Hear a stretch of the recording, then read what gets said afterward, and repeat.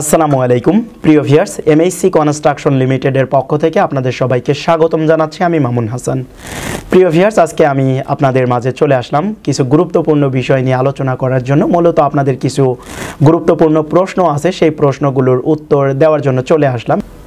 তো প্রিয় ভিউয়ার্স, আমি আপনাদের সেই প্রশ্নগুলোর উত্তর দেওয়ার আগে একটি গুরুত্বপূর্ণ বিষয় জানিয়ে দিতে চাচ্ছি। সেটি হচ্ছে এমএসসি কনস্ট্রাকশন লিমিটেড মূলত এমসিটি গ্রুপের একটি কোম্পানি। এমসিটি গ্রুপের আরও বেশ কয়েকটি কোম্পানি রয়েছে। ইনশাআল্লাহ আমি পরবর্তী এক সময়ে সেই কোম্পানিগুলো নিয়ে আলোচনা করব এবং সেই কোম্পানিগুলো সম্পর্কে বিস্তারিত বলার চেষ্টা করব ইনশাআল্লাহ। প্রিয় ভিউয়ার্স, এবার আমরা মূল আলোচনায় চলে যেতে পারি।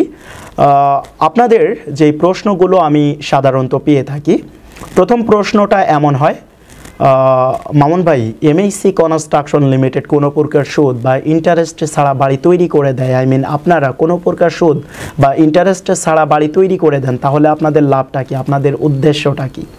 প্রিয় ভিউয়ার্স, লাভ এবং উদ্দেশ্য এটা খুবই সিম্পল। আমি আশা করি আপনাদেরকে আজকের এই ভিডিওতে আমি আপনাদের এই পুরো বিষয়টি ক্লিয়ার করে দিতে পারবো ইনশাআল্লাহ। তো আপনারা অবশ্যই পুরো ভিডিওটি মনোযোগ সহকারে দেখবেন যদি আপনি এই বিষয়টি খুব সুন্দরভাবে জানতে এবং বুঝতে চান।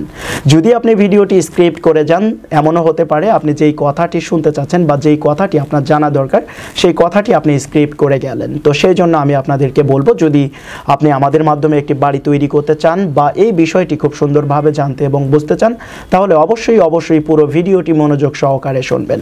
আজকের এই ভিডিওতে আমি আপনাদের 3টা প্রশ্নের উত্তর দিব। প্রথম প্রশ্ন হচ্ছে এমএসসি কনস্ট্রাকশন লিমিটেডের লাভ কি বা উদ্দেশ্য কি। দ্বিতীয় প্রশ্ন হচ্ছে এমএসসি কনস্ট্রাকশন লিমিটেডের মাধ্যমে বাড়ি তৈরি করলে আপনাদের কি কি ডকুমেন্টস থাকতে হবে বা কোন ডকুমেন্টসগুলো সাবমিট করতে হবে।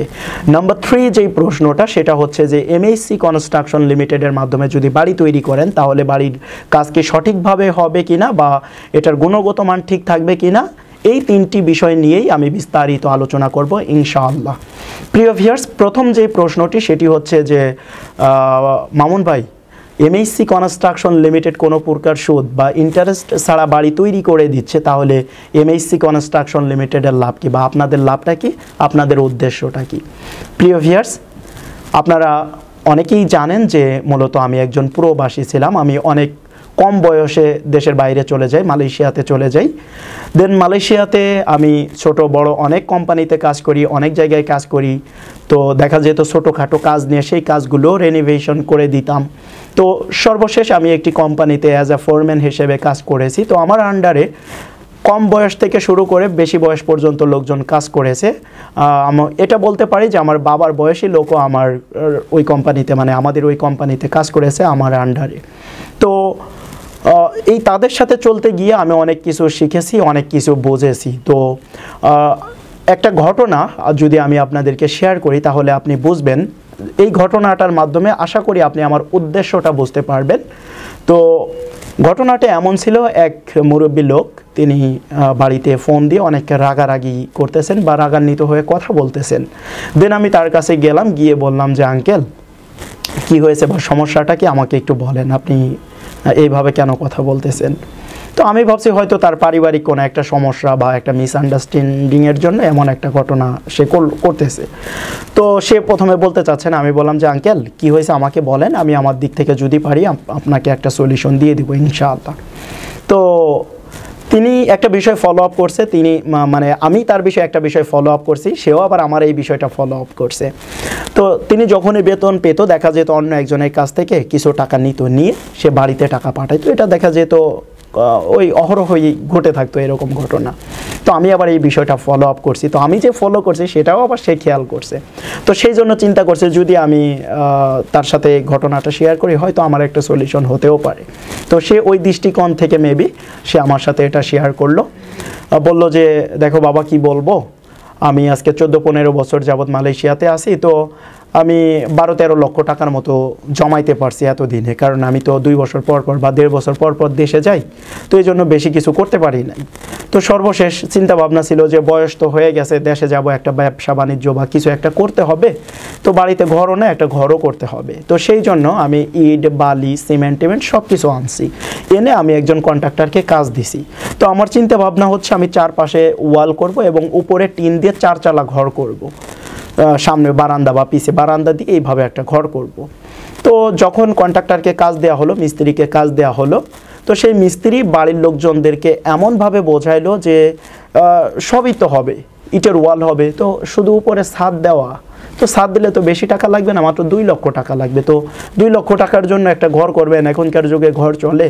তো সে বাড়ির লোকজনদেরকে মোটামুটি বুঝিয়ে ফেলছে। তখন বাড়ি থেকে আমাকে ফোন দিয়ে বলতেছে যে আমরা উপরে ছাদ দিব, চারপাশে ইটের ওয়াল দিয়ে উপরে ছাদ দিব, আমরা বিল্ডিং করব, ঘর করব না। তখন সে বলল যে আসলে বিল্ডিং করলে তো অনেক টাকা লাগবে। তো বাড়ি থেকে বলে যে না, বেশি টাকা লাগবে না, মিস্ত্রিতে বলছে মাত্র 2 লাখ টাকা হলে হয়ে যাবে। তো তখন আমি কি করব বাবা, আমি মানে একদম না মেনে পারি নাই, কারণ দেখি যে অনেক ঝামেলা। এটা বলে যে এত বছর বিদেশ করছো, এটা পারো না, ওইটা পারো না, সর্বশেষ একটা ঘর দেবা সেটাও পারো না। তো আমি এক প্রকার বাধ্য হয়ে আমি তাদের কথাটা মেনে নিয়েছি। তো মেনে নিয়ে কাজ স্টার্ট করছি। তো আমি বলি যে রুমের সাইজ দাও 10x12, মিস্ত্রি এবং কন্ট্রাক্টর বাড়ির সবাই মিলে বলে যে রুমের সাইজ দিতে হবে 12x14, 14x15, না হলে পরে সুন্দর হবে না, বড় হবে না, দেখতে খারাপ লাগবে। তো তখন আমি এক প্রকার তাদের উপরে ছেড়ে দিলাম যে তোমরা যা খুশি করো। তো সর্বশেষ বিল্ডিংয়ের কাজ স্টার্ট করে ফেললো আমার এই কথা শুনে। তো এখন বর্তমানে যে অবস্থাটা আছে সেটা হচ্ছে যে ইটের ওয়াল করে উপরে ছাদ দেওয়া হয়েছে, আমার বিল্ডিংয়ে আর কোনো কাজ হয় নাই, আমার সব টাকা শেষ। তো সব টাকা শেষ হয়েছে তো আরও 2 বছর আগে। এখন এই যে 2 বছর যাবৎ আমি বেতন পাইলে আমার বেতন এবং আরও একজনের কাছ থেকে ধার নেই, 2 জনের বেতন একসাথে পাঠাই একটা কাজ করাই, এবং হচ্ছে আমি 1 মাসের বেতন পাইলে আবার তার টাকাটা দিয়ে দেই, সে আবার বাড়িতে পাঠায়।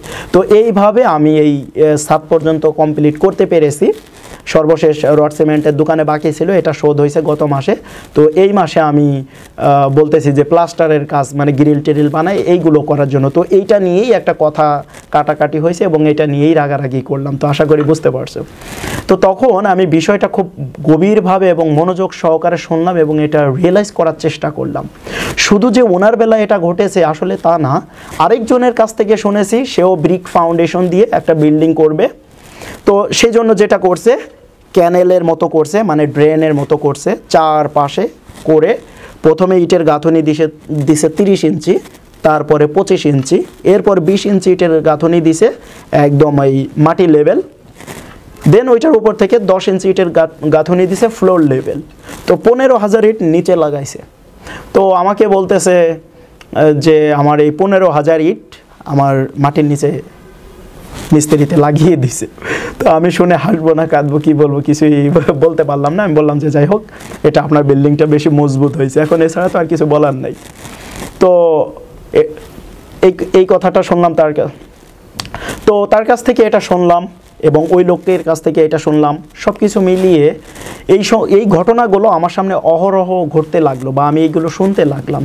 তো তখন আমার ভিতরে একটা অন্যরকম কাজ করে। যদিও আমার চিন্তা ভাবনা ছিল যে আমি দেশে যাব, দেশে গিয়ে একটা ডুপ্লেক্স টাইপের বাড়ি করব এবং একটা বিয়ে করব, তারপরে একটা গাড়ি কিনে ঘুরে বেড়াবো, দেশে যাব, এনজয় করবো, আবার বিদেশে আসবো, এরকম আমার একটা চিন্তা ভাবনা ছিল। তো যখন এরকম কথাবার্তা শুনতেছি তখন চিন্তা করলাম যে আসলে যদি এমন কিছু করা হয় যেটার মাধ্যমে মানুষ ঠকবে না, মানুষকে যেটা দেওয়ার কথা বলবো, আশ্বাস দিব, প্রতিশ্রুতি দিব, আমরা ঠিক তাকেই ওই জিনিসটাই দিব। তো এমন যদি একটা কিছু করি তাহলে কেমন হয়। তো দেখলাম যে বিল্ডিং কনস্ট্রাকশন এটা অনেক টাকার ব্যাপার সেবার, অনেক বিশাল একটা বিষয়। তো মাথায় আর তখন কাজ করলো না। তখন চিন্তা করলাম অন্য একটা ব্যবসা করি। তো বাড়িঘর করলে তো করব, কিন্তু অন্য একটা ব্যবসা করি। তো ব্যবসাটা কি করব কিছু খুঁজে পাই না, লং লাস্টিং কোনো কিছু পাই না, সাস্টেইনেবল একটা প্রোডাক্ট সেটা আমি খুঁজে পাই না। একটা শার্ট যদি আমি বিক্রি করি, একজন লোকে পড়বে, সেটা সর্বোচ্চ 3 বছর বা 5 বছর পড়বে, এরপরে নাই। একটা ল্যাপটপ, একটা কম্পিউটার, এটা 5 বছর 10 বছর ইউজ করবে, এরপরে আর নাই, এটা শেষ। একটা ফোন সেম আপনি 5 বছর ব্যবহার করবেন, এরপরে নাই, শেষ, নষ্ট হয়ে যাবে, এটা ডিস্ট্রয় হবে। কিন্তু যদি আমি বিল্ডিং নির্মাণ করি, এই বিল্ডিংটা কিন্তু সারা জীবন থেকে যাবে। আমি মরে যাব, আরেকজন মরে যাবে, বা যে বিল্ডিংটা আমার দ্বারা করবে সে মরে যাবে, কিন্তু বিল্ডিংটা থেকে যাবে, বিল্ডিংটা কিন্তু লং লাস্টিং করবে।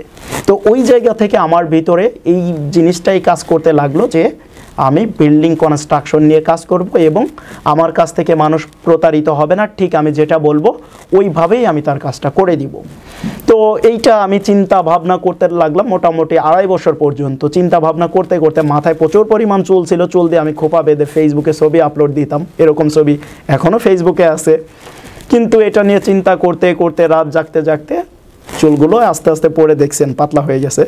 তো যাই হোক, এরপর ফাইনালি চিন্তা করলাম যে আমার কিছু একটা করা উচিত। তো তখন আমি ওইখানে থাকা অবস্থায় কোম্পানি তৈরি করি, এই এমএসসি কনস্ট্রাকশন লিমিটেড তৈরির জন্য সমস্ত ডকুমেন্টস তৈরি করি। কিন্তু এটা আমি কারো কাছে প্রকাশ করতে পারতাম না, এটা দুঃখের একটা বিষয় বলা চলে। যার কাছেই প্রকাশ করতাম সে বলে যে ভাই এটা হবে না, বাংলাদেশে যে অবস্থা ভাই, টাকা ধার নিলে সেই টাকা দেয় না, আর আপনি বাড়ি করে দিবেন আপনার টাকা দিবে? রাজমিস্ত্রিরা কাজ করে বিল দেয় না তাদের, আর আপনার বাড়ির টাকা দিবে? এটা সম্ভব? তো এরকম কথা বলতো, মনটা খারাপ হয়ে যেত। তো তখন আমি কি করলাম, আমি আমার এই কোম্পানির লোগোটা তৈরি করে ফেললাম। তো নিজে নিজে ফোনের মাধ্যমে লোগোটা তৈরি করে ফেললাম। তো যখনই এরকম কেউ কোনো কথা বলতো তখন আমি কি করতাম, এই লোগোটা দেখতাম। তো যখন আমি লোগো দেখতাম তখন মনে হতো যে নিজের কিছু একটা দেখছি, ওন ফিল হইতো। কারণ আমি এটা শুনেছি যে মা বাবা যদি অনেক কষ্টের মধ্যে থাকে ছেলে সন্তানের জন্য, ছেলে সন্তানের মুখের দিকে তাকাইলে সমস্ত কষ্ট দূর হয়ে যায়। সেটা আমার ভিতরেও ভেসে আসতো যে আসলেই তো তাই। আমি যখনই কারো কোনো কথায় ডিমোটিভেটেড হয়ে যায়, লোগোর দিকে তাকাইলে আমার আবার সব কিছু স্বপ্নের মতো সামনে ভেসে ওঠে। তো যাই হোক, এরকম চিন্তা ভাবনা অনেক দিন করে করে করে করে ফাইনালি আমি দেশে আসলাম এবং এই কোম্পানিটা স্টার্ট করলাম। ইভেন এই কোম্পানিটা স্টার্ট করার পর আমার ফ্যামিলি থেকে কেউ অ্যাকসেপ্ট করে নাই। তো এমন লোকও ছিল আমার আশেপাশে, দেখতাম এমন কথা বলতো, অনেক খারাপ লাগতো। কথাটা এরকম ছিল যে পুরান পাগলে ভাত পায় না, নতুন পাগলের আমদানি। তো আসলে আমদানি কিনা আমি জানি না, তবে আমার মনে হয় আমার মতো এরকম 2-1 জন পাগল দরকার আছে।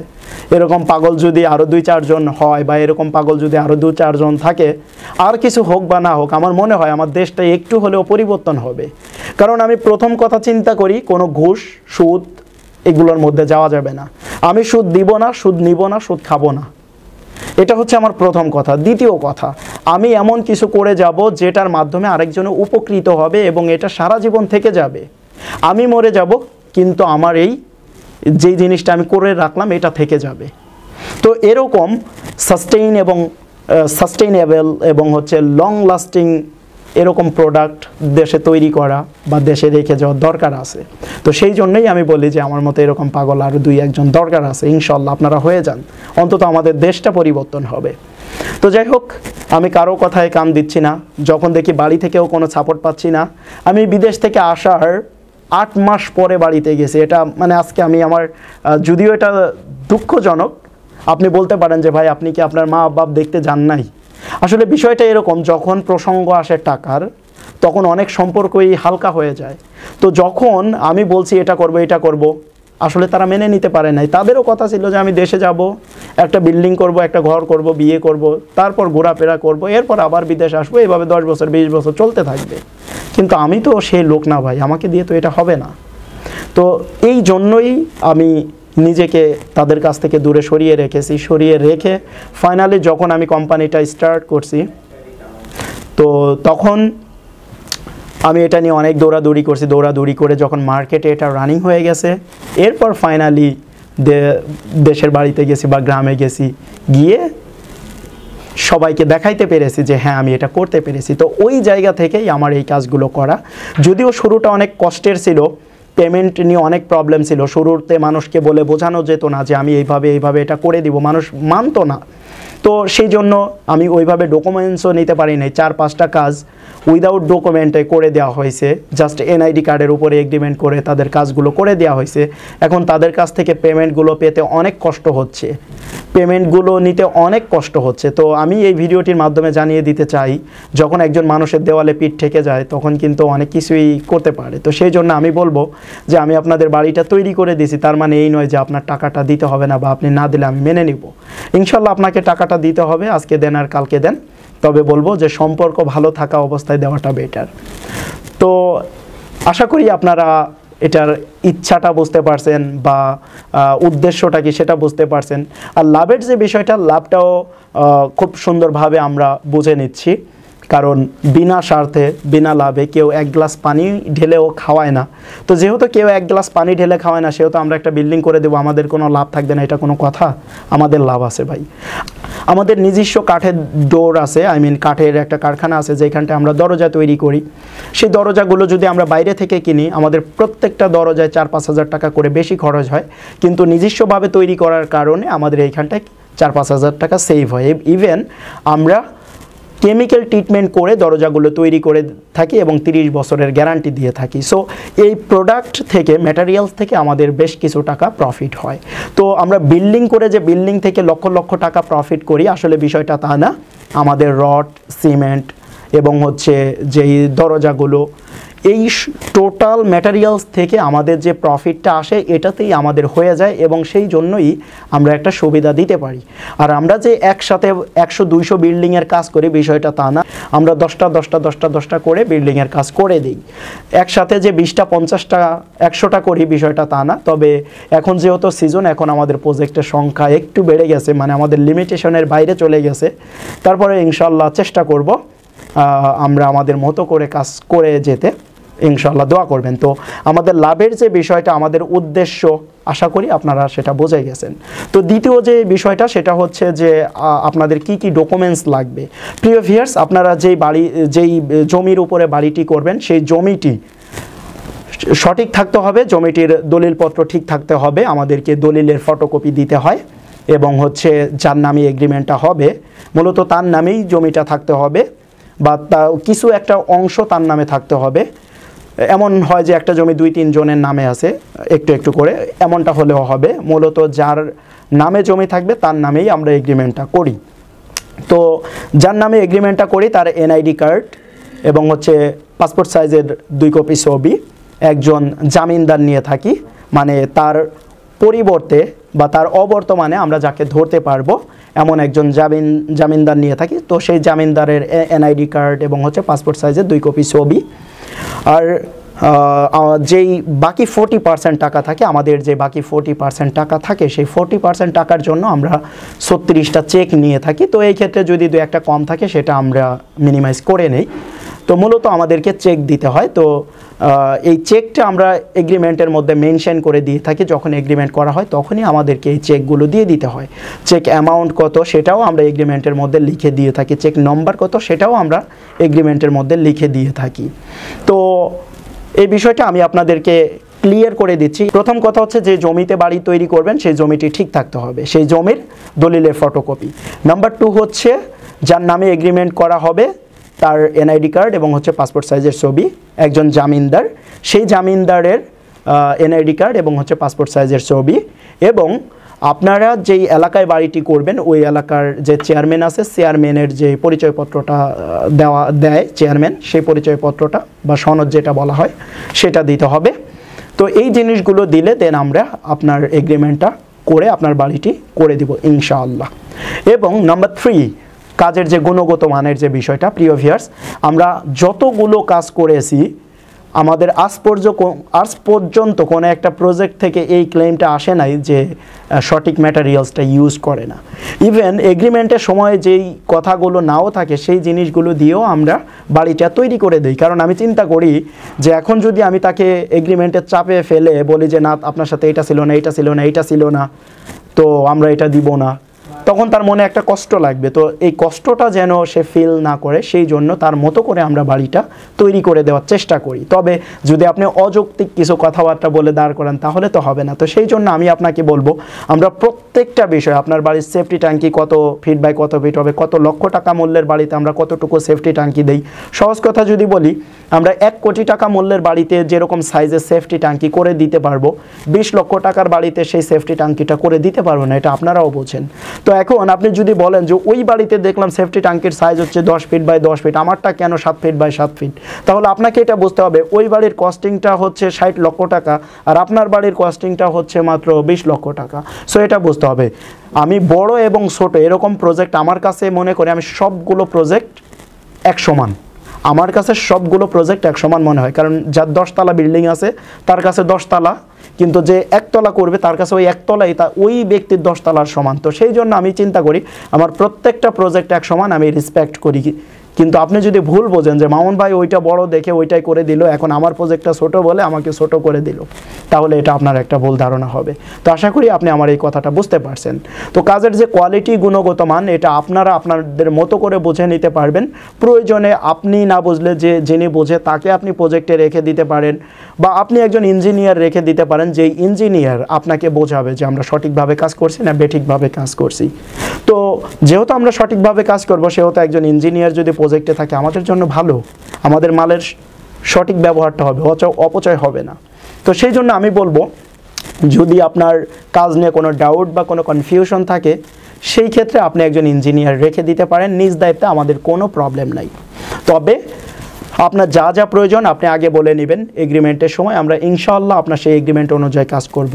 এখন পর্যন্ত আমাদের যতগুলো বাড়ির কাজ করা হয়েছে, আমি বুকে হাত দিয়ে বলতে পারি কোনো একটি প্রজেক্টের ক্লায়েন্ট বলতে পারবে না যে আমরা তার চাহিদা মতো কাজ করে দেই নাই। এমন হয়েছে গত করোনার কারণে আমাদের 4-5টা প্রজেক্ট অনেক লেট হয়েছে। অনেক লেট বলতে সর্বোচ্চ একটা প্রজেক্টে 1 বছর লাগছে, একটা প্রজেক্টে 9 মাস লাগছে, আর একটা প্রজেক্টে 10 মাস লাগছে। এরকম তিনটা অথবা 4টা প্রজেক্ট আমাদের লেট হয়েছে, যেটা করোনার মধ্যে এই ঝামেলাটা আমরা ফেস করছি। সেই জন্য সে একটু আমাদের উপরে মনোক্ষুণ্ণ আছে। কিন্তু সে যদি বলতে পারে যে কাজের গুণগত মান ঠিক নাই, তাহলে তার কাছে আমি যত টাকা পাবো আমাকে 1 টাকাও দেওয়া লাগবে না, সে যদি এটা বলতে পারে। তো আশা করি আপনি আমার কথা মাধ্যমে বুঝতে পারছেন যে আমি অ্যাকচুয়ালি কি বোঝাতে চাচ্ছি। আমাদের প্রত্যেকটা প্রজেক্টের অ্যাড্রেস দিয়ে থাকি, প্রত্যেকটা প্রজেক্টের অ্যাড্রেস আমি এমনভাবে দিয়ে থাকি, রাস্তা সহ, বাজার, রাস্তা কিভাবে আসবেন সব আমি বলে দিয়ে থাকি। আপনার যদি কোনো ডাউট থাকে আপনি নিজে যান, ভিজিট করেন, অথবা আপনি কোনো একজন লোক পাঠান, সে গিয়ে দেখে আসুক, দেখে আসার পরে আমাদের সাথে এগ্রিমেন্ট করেন। তবে এগ্রিমেন্ট করার পরে আপনি কোনো ডাউট রাখবেন, কনফিউশন রাখবেন, এটা আমি চাই না। আর এমনটা হলে আমি নিজেও আপনার কাজটা করে দেওয়ার জন্য আগ্রহী বোধ করব না। তো আশা করি আপনারা এই বিষয়টি খুব সুন্দরভাবে বুঝতে পেরেছেন।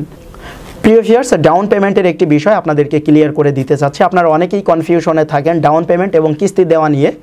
ডাউন পেমেন্টটা মূলত আপনারা ভাবেন যে কাজের শুরুর আগেই দিতে হয়, মানে কাজ শুরুর আগেই দিতে হয়। না প্রিয় ভিউয়ার্স, কাজ শুরুর আগে দিতে হয় না।